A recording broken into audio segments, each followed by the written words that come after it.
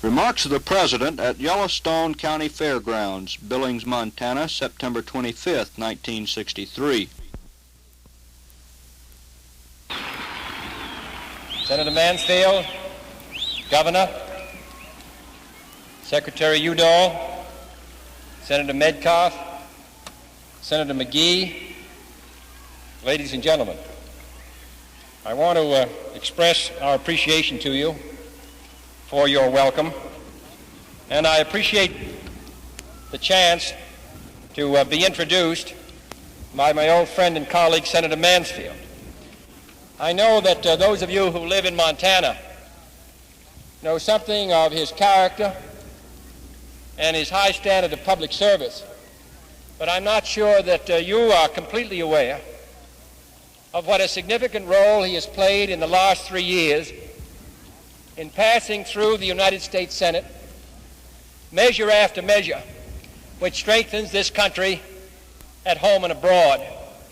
And I think the action which the United States Senate took by a vote of 80 to 19 yesterday in joining the United States under our constitutional procedures to 102 other countries to bring an end to nuclear test ban in the tests in the atmosphere, to bring an end, we hope, for all time, to the dangers of radioactive fallout on the citizens of the world, and to take a first step towards peace and our hope for a more secure world. And I can think of no one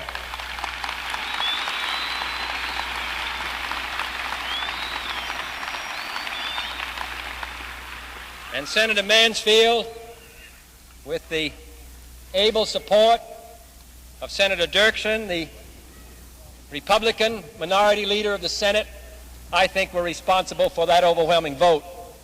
And I'm glad and proud that the word went out yesterday that members of the Senate in both parties stood up for the long-range interests not only of the United States, but I think of people everywhere. So I'm proud to be in his state, and I'm proud to be with his colleague, Senator Metcalf, who speaks for Montana and also speaks for the United States. This state, the far Northwest, I think has sent an outstanding delegation to Washington, and I'm therefore glad to be with you today.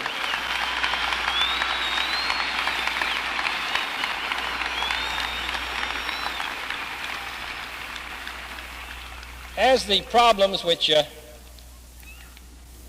occupy our attention in Washington, in the White House and in the Congress, and really in the country, have become increasingly complex, I'm sure that many citizens who in the early years of this century understood or had strong feelings about conservation and about the populist movement and about free silver and the 2 or 3 other issues which dominated the political debate of this country for 10, 20, and 30 years, I'm sure as they look at the complexities and the suddenness with which events pour across the desk of a citizen of the United States calling upon for him to make a decision, I'm sure they must wonder where we're going. I talked the other day to an ambassador who went to Cuba under the administration of Herbert Hoover. And as he was leaving, President Hoover said to him, "We have 2 problems in American foreign relations: our relations with Cuba, our relations with Mexico. Otherwise, the United States has no interests abroad."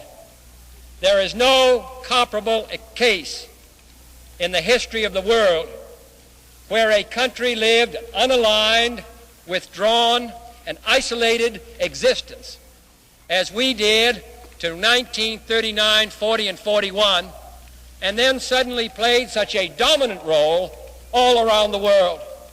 And countries which we had never heard of before, Vietnam and Laos and the Congo and the others, countries which were distant names on our geography, have now become matters of the greatest concern, where the interests of the United States are vitally involved, and where we have, for example, in Vietnam, had over 25,000 of your sons and brothers bearing arms.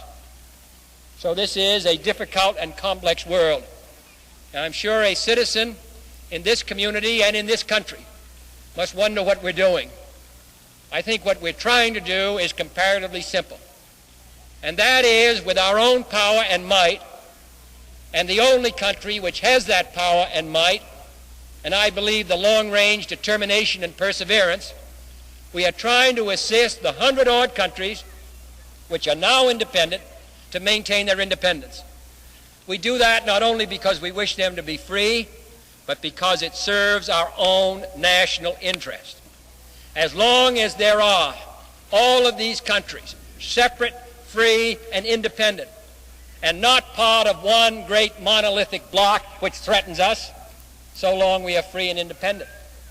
When it appeared in the end of the 50s that there would be over 1 billion people organized in the communist movement, Russia and China and Eastern Europe working closely together, that represented a danger to us which could turn the balance of power against us.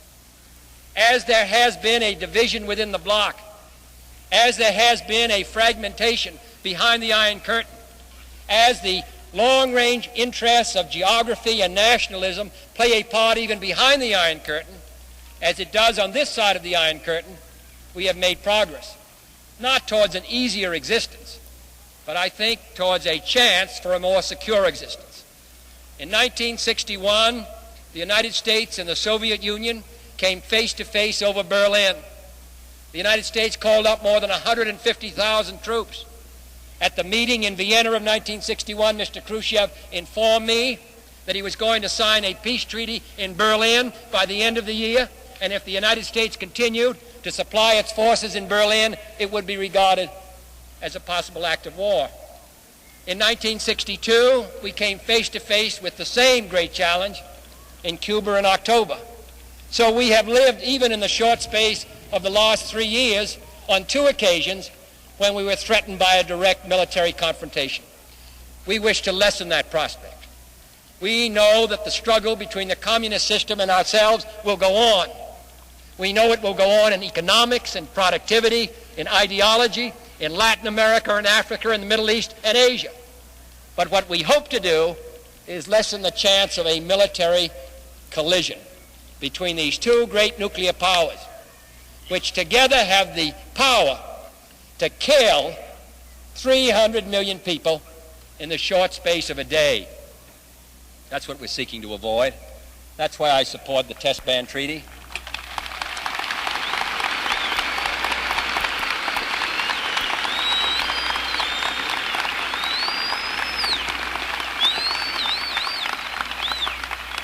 Not because we're going to be easier in our lives, but because we have a chance to avoid being burned.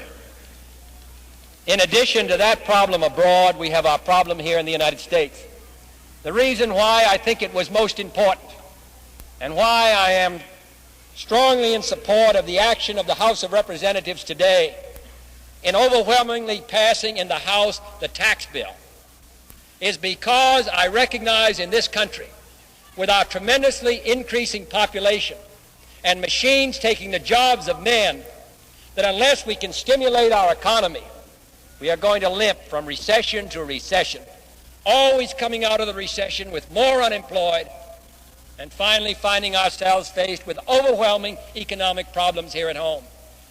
As I have said before, the United States must find 10 million jobs in the next 2.5 years.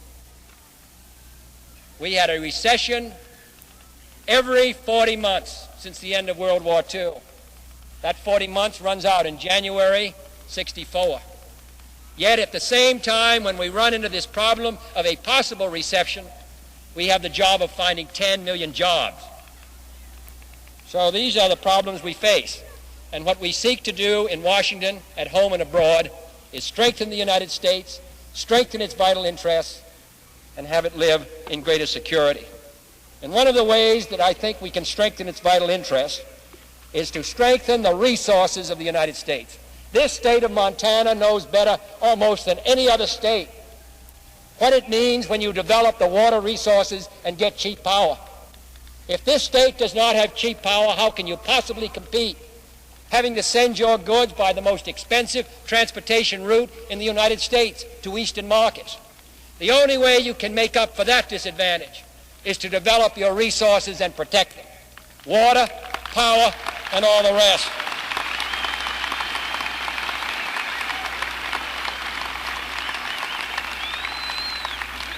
And this Congress has done great actions which have gone comparatively unnoticed, but which I think can make a significant difference not only for us, but for those who come after us. We passed in the last session of the Congress, and no one here at Billings probably ever knew it, 3 major pieces of legislation providing for the setting aside of more seashore parks in the United States than any Congress in the history of our country. Over 300 miles of coastline on the Atlantic Ocean, the Pacific Ocean, and the Gulf are now available for the public. We've embarked on a long-range acquisition of wetlands. There will be 11 new waterfowl refuges, established more than any period in recent history. We've initiated 10 reclamation projects, including 2 large-scale projects, and more will be done. We have, for the first time, made the benefits of our cropland conversion program available to farmers and ranchers throughout the nation. We've acted to save our woodlands and our wildlife. This state of Montana, which depends on tourists, which will in 10 years probably find that your number 1 industry or your number 2 industry. You must recognize how essential it is with our exploding population that we protect our natural resources, our wildernesses, all the things that will attract people to the Northwest.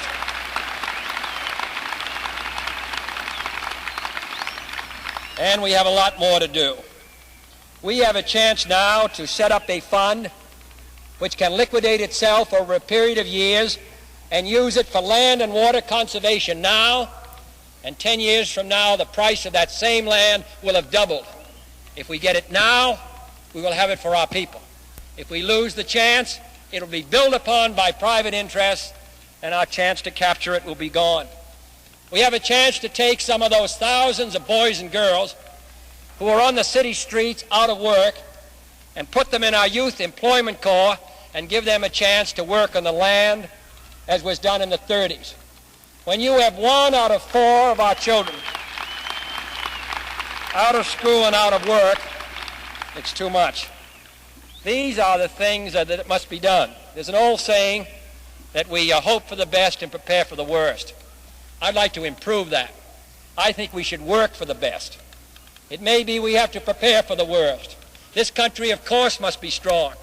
But I think that in all these areas of our national life, in education, which is the development of our most precious resource, our children, education, because there isn't any boy or girl who are going to be sure of a job if they've dropped out of high school, and there's going to be 8 or 9 million of them in the next 7 years unless we do something about it. Education of our children, jobs for our people, some security in our older age. These are the things we must do.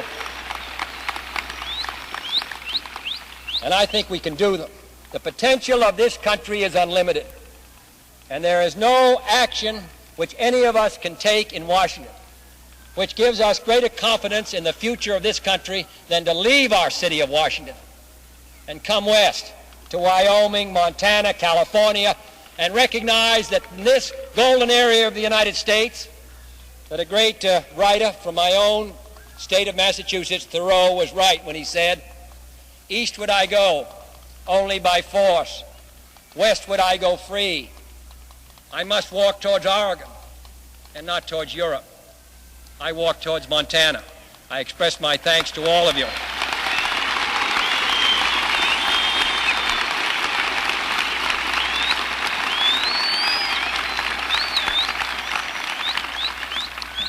And I'm confident that when the role of national effort in the 1960s is written, when a judgment is rendered whether this generation of Americans took those steps at home and abroad to make it possible for those who came after us to live in greater security and prosperity, I am confident that history will write that in the 1960s we did our part to maintain our country and make it more beautiful.